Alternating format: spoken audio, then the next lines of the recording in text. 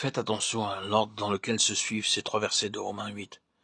D'abord, verset 13, la nécessité de mortifier les œuvres du corps par la présence de l'Esprit précède la promesse d'être conduit par l'Esprit du verset 14.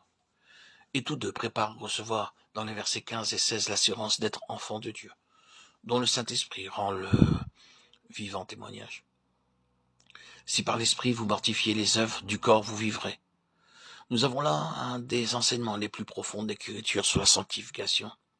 Le péché reste dans le corps jusqu'à la fin, mais les actes du corps, chaque péché, chaque racine de péché peuvent être aussitôt mis à mort. C'est la présence de Christ, c'est la vie de Christ apportée en nous par le Saint-Esprit, qui mortifie tout acte répréhensible. Le péché ne sera jamais extirpé, toutefois, il peut être mortifié, gardé dans la mort. Pour réaliser cette mort au péché, nous n'avons qu'à être remplis de l'esprit de vie qui est en Jésus-Christ.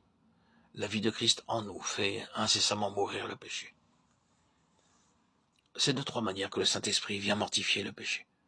Quand le croyant est tombé dans quelque péché, le Saint-Esprit le mortifie ou l'efface en lui faisant placer sous le sang de Christ. Quand le croyant redoute d'être entraîné au mal par le mauvais penchant de sa nature, le Saint-Esprit peut tenir le péché assujetti par la puissance de la mort de Christ. Et quant au péché involontaire qui est au-delà de son contrôle, le croyant compte encore sur le Saint-Esprit pour le vaincre, aussi par la puissance de Jésus. Mais souvenons-nous bien que c'est en nous révélant Jésus mort et ressuscité, que c'est en nous remplissant de sa présence que le Saint-Esprit mortifie les péchés du corps. C'est donc quand nous vivons de la vie de l'Esprit que nous sommes conduits par l'Esprit de Dieu. Pour être certain d'être conduit par l'Esprit, il faut l'être sans interruption. On peut perdre en 1 heure ce qu'on avait acquis dans le cours d'une année. Si nous agissons indépendamment de l'Esprit dans les petites choses, nous l'appellerons en vain pour les grandes choses. Notre Père, je te remercie de m'avoir dit que tous ceux qui sont conduits par l'Esprit de Dieu sont fils de Dieu. Tu ne veux pas que tes enfants soient conduits par nul autre.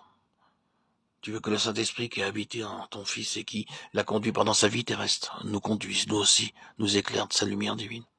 Père, tu sais que par notre ignorance ou par notre négligence à obéir à l'Esprit, nous ne savons plus reconnaître sa voix, et qu'ainsi la pensée d'être conduit par l'Esprit nous angoisse plus qu'elle ne nous réjouit. Père, pardonne-nous.